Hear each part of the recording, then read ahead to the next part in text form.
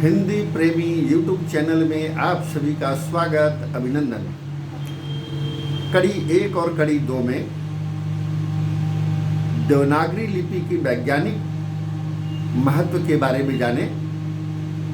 आज कड़ी 3 में हम सभी देवनागरी लिपि का मानकीकरण के बारे में जानेंगे। लिपि के विविध स्तरों पर पाई जाने वाली विषम रूपता को दूर कर उसमें एक रूपता लाना ही मानकीकरण कहलाता है। मानकीकरण के लिए कुछ जो महत्वपूर्ण तथ्य तय किए गए हैं,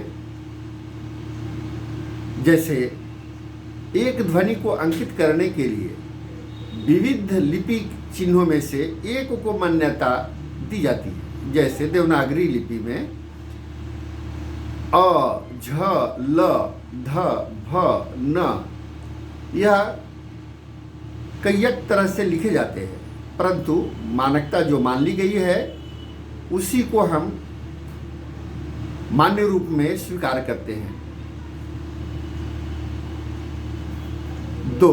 ध्वनियों के उच्चारण में भी एकरूपता लानी आवश्यक है।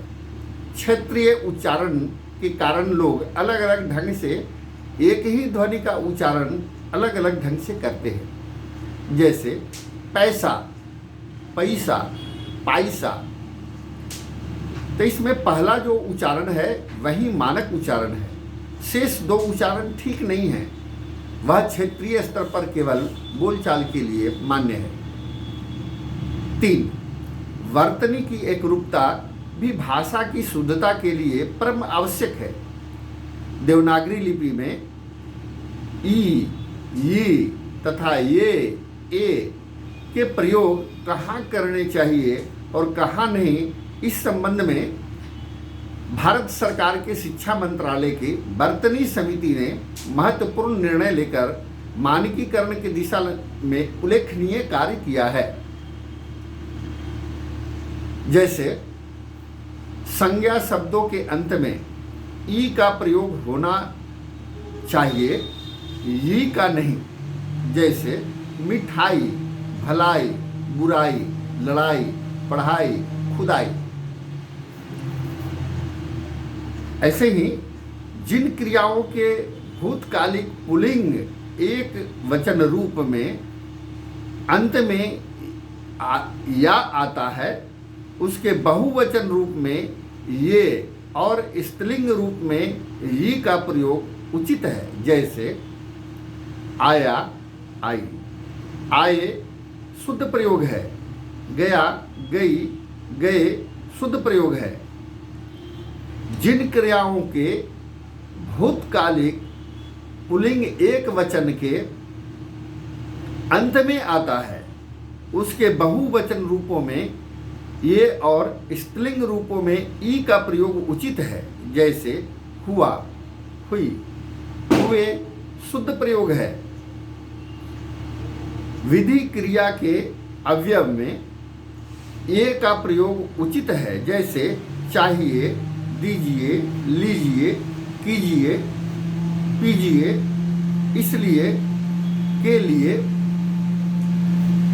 वर्गों के पंचमाक्षर के बाद यदि उसी वर्ग का कोई वर्ण हो तो वहां अनुस्वार का प्रयोग ही करना चाहिए। जैसे वंदना, हिंदी, नंदन, चंदन, अंत, गंगा।